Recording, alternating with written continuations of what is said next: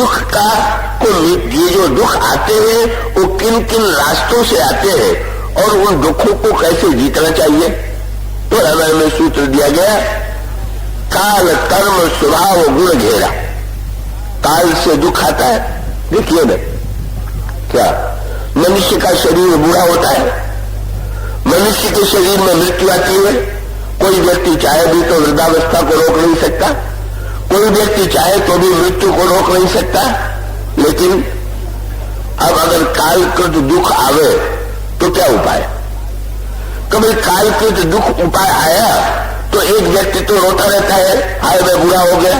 बेचारे केशवदास जी बूढ़े हो गए तो रोने लगे, उनको बड़ा दुख लगा कि अब मुझे किस तरह से याद किया जाता है। लेकिन रामायण में बहुत बढ़िया बात कही गई। दशरथ बूढ़े हो गए और बूढ़े होने के पश्चात उनके बाल सफेद हो गए।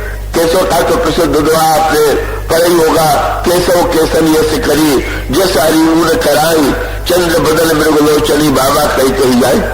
सफेद बाल से बेचारे दुखी हो गए।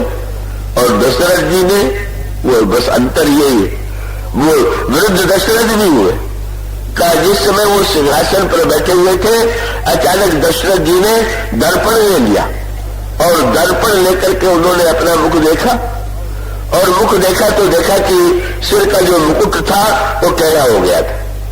टेढ़े मुकुट को उन्होंने सीधा किया और जब सीधा किया तो मुकुट के टेढ़ेपन के कारण जो बाल ढका हुआ था वो बाल दिखाई देने लगा और वो बाल सफेद थे। और जब उन सफेद बालों को उन्होंने देखा तो संकेत, कभी युवावस्था में बाल काले और वृद्धावस्था में सफेद, भगवान का विधान ही ऐसा है। युवावस्था में आंखें तीव्र देखने वाली, वृद्धावस्था में उसकी ज्योति कम हो जाती है। युवावस्था में व्यक्ति अधिक सुनता है, वृद्धावस्था में उसको कम सुनाई देने लगता है। अब व्यक्ति चेष्टा यही करता है कि नेत्र की ज्योति बढ़े, कान से अधिक सुनाई दे, पर अगर उसमें दूसरी प्रेरणा लेना चाहे तो दूसरी प्रेरणा भी व्यक्ति ले सकता है। क्या मानो पग पग में ईश्वर ने जो रचना की है उस रचना में वो उपदेश दिया, क्या कम सुनाई देने लगा। तो एक इसका संदेश ये हुआ कि भाई बाहर तो लोगों की बात बहुत सुन चुके, अब जरा भीतर का भी तो सुनने का प्रयास करो। बाहर तो बहुत देखा पर भीतर भी अपने नेत्रों को मूड करके अंतर्मुख होने की चेष्टा भी तो कीजिए। प्रकृति ने जो संदेश दिया है, ईश्वर ने वृद्धावस्था के द्वारा उस संदेश को दशरथ जी ने सुना। उन्होंने कहा कोई सफेद काला रंग जो है वो तमोगुण का रंग माना जाता है और सफेद रंग जो है सतोगुण का रंग माना जाता है। कान के पास बोले जब तक कान के पास बाल काले थे तब तक तमोगुणी थे, उनकी बात मानना आवश्यक नहीं था। पर जब कान के पास के बाल सफेद हो गए तो सफेद हो जाने के पश्चात श्रवण समीप भय सित कैसा मनु जरठपन उस उपदेशा, वृद्धावस्था के रूप में वृद्धों को उपदेश देने का अधिकार है। उपदेश देने वाले को सात्विक होना चाहिए। मानो दशरथ जो है ऐसा अनुभव करते हैं कि कान के पास के जो सफेद बाल हैं वो उपदेश दे रहे हैं कि राजन मुकुट को कब तक सीधा कीजिएगा, मुकुट को उतारिए और नृप युवराज राम कर दे। बहुत बढ़िया बात। बालों ने कहा महाराज मुकुट का बोझ ढो रहे हैं, कब तक ढोइएगा। धोने की भी तो एक सीमा होती है, इतनी जब तक जवान थे आपने बहुत ढोया, पर बूढ़ों को तो अपने सिर का बोझ उतार देना चाहिए। आप मुकुट का बोझ सत्ता का बोझ उतार दीजिए। तो भाई वृद्धावस्था काल का जो दुख है, उस काल के दुख को हम यदि चाहे तो सही दिशा में मोड़ करके वृद्धावस्था से भी प्रेरणा ले सकते हैं। वृद्धावस्था में हम कर्म अधिक नहीं कर सकते, कर्म करने की शक्ति कम हो जाती है पर विचार की शक्ति बढ़ जाती है। हम यदि चाहें तो हम वृद्ध हैं तो हम वृद्धावस्था में कर्म कम करें पर विचार के द्वारा दूसरों को प्रेरणा दें। इसे हमारे में सूत्र आता है, जामवान जी भगवान राम की सेना में है, जामवान जी बूढ़े हैं, पर जामवान जी बूढ़े होते हुए भी उचित समय पर उचित समुद्र के किनारे अगर हनुमान जी मौन है तो उन्हें जागृत और चैतन्य करने की चेष्टा जामवान जी करते हैं। कब उन्होंने वृद्धावस्था का सदुपयोग किया। ऐसी स्थिति में कालकृत दुख का अगर हम उसको सही दिशा में मोड़ दें तो काल का दुख जो है वो हल्का हो जाएगा। और मृत्यु जो है उस मृत्यु को भी काल का ही भी दुख है। लेकिन जैसे मान लीजिए कहीं यात्रा करनी हो, अनजानी जगह में जाए तो दुख चिंता होगी, पर अगर आप किसी मित्र के घर पर जा रहे हो तो क्या मित्र के घर पर जाने पर भी आपको चिंता होगी? आप तो सोचेंगे यह घर में मेरा जितना ध्यान रखा जाता है मित्र के यहाँ तो उससे भी अधिक दुख ध्यान रखा जाएगा। इसी प्रकार से मृत्यु के द्वारा अगर कोई व्यक्ति ये समझता है कि मृत्यु के माध्यम से हम भगवान के धाम में जा रहे हैं तो काहे के लिए चिंतित? कबीरदास जी के मृत्यु का दिन आया तो बड़े प्रसन्न थे। किसी ने पूछा महाराज कोई आज विशेष प्रसन्नता का दिन है क्या? उन्होंने कहा आज जा रहे, आज मृत्यु का दिन। महाराज आप तो प्रसन्न क्यों? उन्होंने यही कहा जा मरने से जग डरे सो मेरे आनंद, कब मरियो कब देखियो पूर्ण परमानंद।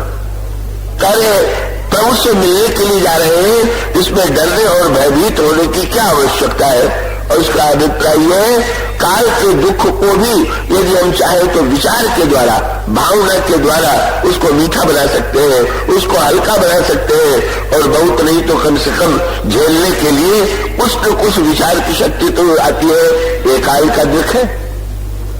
दूसरा दुख जो है कर्म के द्वारा का, कई दुख तो ऐसे होते हैं कि जिसमें व्यक्ति को दिखाई देता है कि मैंने ऐसा किया और ऐसा हुआ, और कई बार ऐसा दुख आ जाता है कि जिसका कोई कारण नहीं दिखाई देता, और दुख आ जाता है कोई कारण नहीं दिखाई देता है। तो जैसे अगर कोई फल दिखाई दे और वृक्ष न दिखाई दे तो व्यक्ति ये समझ लेता है कि ये फल किसी न किसी वृक्ष से आया होगा।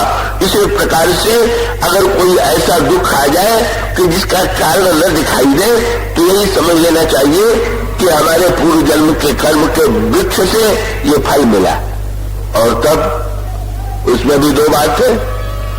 एक व्यक्ति को सजा दी गई और सजा मिलने पर एक व्यक्ति ये हाय हाय करने लगा कि अरे मुझे 10 वर्ष की सजा दी गई, और एक व्यक्ति जो था वो था कि एक दिन व्यतीत हो जाने के बाद वो सोचने लगा 10 वर्ष में एक दिन कम हो गया। इसी प्रकार से कर्म का और कर्म के फल की बात भी कैसी, भगवान राम के चरित्र में इसकी भी मिठास क्या? भगवान राम ये बन गए, ये किसका परिणाम? बड़ी बढ़िया बढ़िया सूत्रात्मक बातें रामायण में कही गई। महाराज दशरथ ने तो श्री राम से कह दिया, जब श्री राम बन जाने के लिए आज्ञा लेने के लिए दशरथ जी के पास आए तो दशरथ जी ने श्री राम को पास में बैठा लिया और बैठा करके कहने लगे कि राम, मैं आज तक जितने ऋषि मुनि आते थे वो मुझसे कहा करते थे कि दशरथ ये तुम्हारे पुत्र नहीं है तो साक्षात ईश्वर ही पुत्र के रूप में तुम्हारे घर में आए हुए। प्रभु ने पूछा पिताजी आज आपको इस बात की याद क्यों आ रही? कहने लगे कि राम, जब ऋषि मुनि कहते थे तो मुझे लगने लगता था, मुझे स्वयं तो नहीं लगता था, पर ऋषि मुनियों के कहने से संदेह होता था कि कहीं तुम ईश्वर तो नहीं। लेकिन आज निश्चय हो गया कि तुम बिल्कुल ईश्वर नहीं हो। क्यों? तो उन्होंने कहा शास्त्रों में ये लिखा हुआ है कि जो कर्म करता है उसके कर्म का फल देना ईश्वर का काम है। करई जो कर्म पाव फल सोई, निगम नीति यश सब कोई। तो राम, अगर तुम कर्म का फल देने वाले ईश्वर होते तो इतना बड़ा अन्याय परिवार में न होता कि कर्म मेरा और फल तुम भोगो। भगवान राम को हंसी आ गई मन ही मन। बोले पिताजी मैं कर्म का फल देने थोड़ी आया हूं, कर्म का फल स्वयं ही लेने के लिए आया हूं। कहा दशरथ जी को यही चिंता है। और भगवान राम किस दृष्टि से देखते?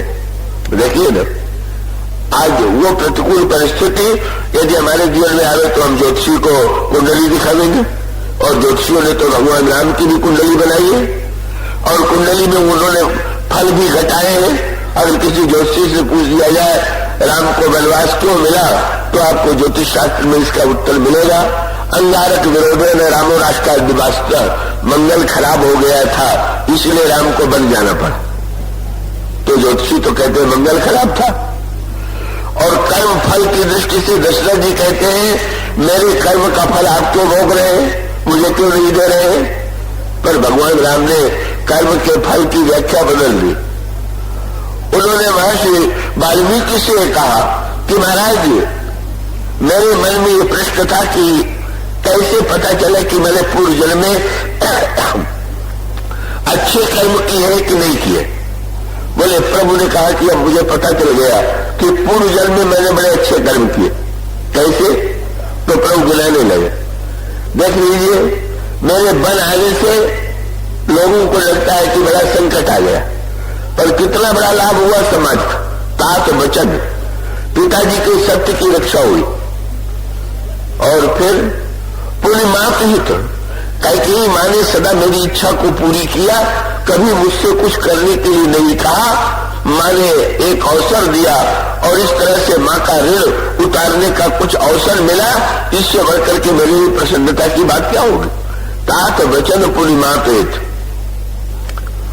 वाल्मीकि जी कह सकते हैं कि लाखों अयोध्या के नागरिक तुमको राजा देखना चाहते थे, तुमने लाखों व्यक्तियों की ओर ध्यान नहीं दिया। भगवान राम ने कहा नहीं महाराज, अयोध्या की प्रजा को मुझसे योग्य राजा मिला। कौन? बोले भाई भरत असराव, भाई भरत भी ऐसा राजा। वाल्मीकि ने कहा तुम्हें तो दुख मिला ना? बोले नहीं महाराज, मुझे तो सबसे अधिक लाभ रहा। क्यों? भाई भरत को अर्थ मिला, पिताजी को धर्म मिला, कैकेयी जी माँ को काम मिला, बचा हुआ था मोक्ष वो मेरे हिस्से में पड़ गया। भगवान श्री राम कहते हैं मौका दरस तुम्हारा प्रभु, आप जैसे संत का मुझे दर्शन मिला, बोले सम मम पुण्य प्रभाव। और उसका अभिप्राय प्रतिकूलता में भी भगवान श्री राघवेंद्र कर्म की विपरीतता को न देख करके, जैसे जिस कर्म के फल स्वरूप वन में आना पड़ा, सर्वमुनियों का संग मिला, भगवान श्री राम कहते हैं कि नहीं नहीं, वो कर्म दुख का दायक नहीं है, वो तो परम पुण्यदायक ये कर्मकृत दुख है। और तीसरा दुख है गुणकृत दुख। इसका अनुभव कथा में बहुधा होता है। गुणकृत दुख माने शरीर में 3 गुण बने हुए हैं, सतोगुण रजोगुण तमोगुण, तीनों की आवश्यकता है। सतोगुण न हो तो पूजा पाठ में मन कैसे लगे, रजोगुण न हो तो कर्म कैसे हो, और तमोगुण न हो तो नींद कैसे आवे। तो तीनों की आवश्यकता है। लेकिन कभी कभी उल्टा हो जाता है, कथा में बैठे तो नींद आने लगी और उसका अभिप्राय जहां सतोगुण आना चाहिए वहां तमोगुण आ गया। तो इसका उपाय क्या है कि तीनों गुणों का उपयोग कीजिए, लेकिन तीनों गुणों को सही स्थान पर लगाइए। तीनों गुणों में किसी का तिरस्कार मत कीजिए।